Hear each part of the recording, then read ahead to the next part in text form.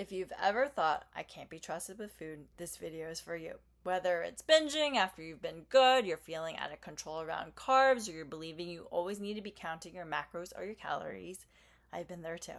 Hi, my name is Steph. I'm a strength and mindset coach who is here to help you transform how you think about food so you can eat all the foods that you love while building your dream body.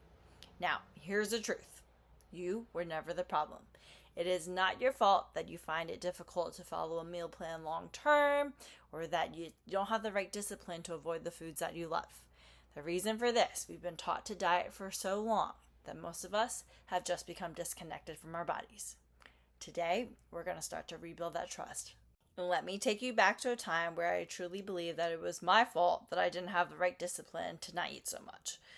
If I think back to my college days, I was living in Australia by myself, and during exam time, I was always so stressed. And I remember one of my boyfriends at the time would be like, hey, maybe we should just go outside for a little bit. But in my head, I was just thinking, oh my God, what do I do? What do I do? And I would stress eat. So while I'm studying, there were a bunch of snacks constantly around me at all times. And there was one year where I lived right next to a grocery store, and I went in and out so many times that an employee working there made a comment. And it was probably the most embarrassing thing ever. Now, I knew at the time, okay, junk food is probably not so good for me, especially with the quantities that I'm eating, but let me choose healthier foods. But even with these healthier foods, I was still eating way too much, or what I believed to be way too much. So when exam time came around, I'm taking my exams, I'm already stressed there, and I'm also stressed about what is happening to my body. So I'm sitting there and I'm like, I know I don't feel very good. But the reality of all this is, who really cares? So after I graduated college, I told myself, okay, I'm going to start being healthier, I'm going to start eating right, I'm going to start exercising. I started to run a little bit, I had low motivation, and I'm like, all right, I'm just going to cut some foods out. Now, my idea of cutting food out was restricting. So, especially during summertime, I would take myself to the beach and I would not bring any food. I would lay there in the sun and be like, okay, we're just gonna not eat anything. And while I'm there, I'm like blaming myself because I'm like, why can't I restrict myself? Why can't I just hold out for a little bit longer? When reality is, I just needed food. Then a few years after I was introduced to CrossFit, I was introduced to macros. So protein, fat, carbs. I had to keep track of what I was eating. Now, during the week, I was pretty good with staying within the guidelines that I needed. I had measured everything out, kind of estimated, and was like, okay, I'm going to follow this. But then when it came to the weekend, my friends and I would go out. We would eat whatever. And I would know, okay, I've eaten too many carbs, too much fat, and that would linger in the back of my mind. And I would start to blame myself. Why can't I just follow these macros? Why am I going over? So whenever it came around to Monday again, I would tell myself, okay, we're going to start all over again, and we're going to start creating new rules. I'm going to cut out some fat, and I would start to restrict myself all over again. So then it got to a point where it didn't matter if I was following macros, if I was restricting myself, I was just creating more and more rules. My body was confused as to what it needed, and I was just boxing myself further and further in. Sound familiar? Now, what I didn't realize was that every single time I restricted, I was deepening the distrust between me and my body. Every single time that I binged, it wasn't because I was a failure. My body was just giving me feedback. My body was screaming at me, telling me what it needed, but I just was not listening. Now, let's go over some of the reasons why we would lose trust with food in the first place. This first one, years of diets that teach you not to listen to your hunger cues.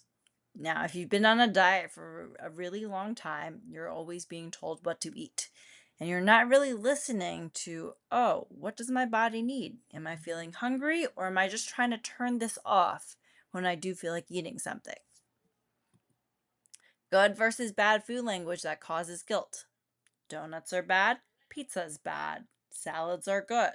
So any single time that you start to have a donut, you're having something that you think that you shouldn't, it starts to bring up these feelings of guilt, there's shame, right? You're now blaming yourself for eating food. How about that belief that you're only worthy when you get smaller? Now, I get this one a lot. People always comment, oh, you look like you've lost weight. Oh, you look like you've slimmed down. But am I more than just whether or not my body is small or big? Or how about being praised for restriction and shamed when you eat? Now, all these things, eventually, right, you're teaching your body that you're not really sure what true hunger looks like anymore. You don't eat because you're hungry. You're eating because you're allowed to. So I can eat at this time, but not at this time. Or you restrict because you were bad yesterday. None of this is food freedom. This is all just you trying to survive. This is you breaking the trust between you and your body so that when your body starts to send signals, you ignore them and you override them. Now, the beautiful thing about all this is your body always wants to reconnect with you. The moment you begin listening, it's going to respond just a little. Now, how do we start to rebuild this trust? Number 1, give yourself that permission to. Now, this one sounds simple, but it's huge. All right, give yourself that unconditional permission to eat. So even the foods that you've labeled as bad, they're not good for you, or they're triggering, because food is just food. When it's no longer forbidden, it's going to lose its power. So, for example, buy the bread. Even the white bread. That is the super unhealthy one. Eat the dessert. Put all the whipped cream in your coffee if you want to. Right? Eat food not as a cheat meal. So have a burger, not because it's a cheat meal, but because it's nourishment, because it's fuel, because your body needs it. Number 2, neutralize the language. So stop calling food good or bad. Start calling it what it is. It's food. Food has different nutrients. It's got different purposes, but it's not good or bad. There's no emotion behind it. You didn't do anything wrong if you have pizza. So the next time you have pizza, maybe instead of, oh, I shouldn't have had that pizza, or maybe just say, I ate the pizza.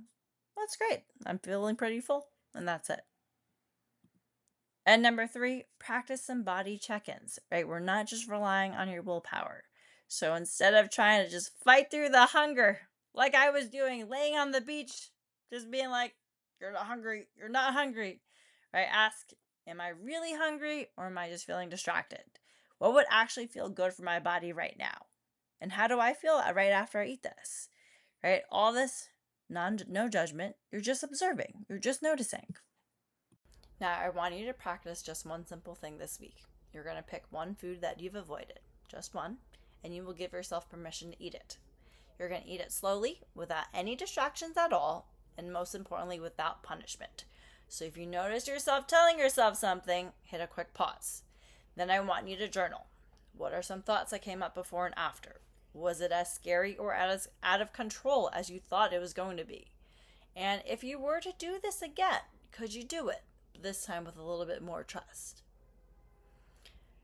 Now, I want you to remember, food freedom is built on tiny, brave moments. So the more often that you choose curiosity over control, the faster that trust is going to return and come back. You never have to earn your food. You never have to fear your hunger. You are not out of control. You're just slowly relearning how to feel safe again. And I promise, your body will be ready to trust again. Make sure you hit that subscribe button, especially if this message hit home for you today. Remember that this is your safe space to unlearn all the stuff that we've learned about diets so that you can start eating freely. Make sure you drop a message for me in the comments, and please share this video with someone who is ready to start eating freely. I will see you all next time.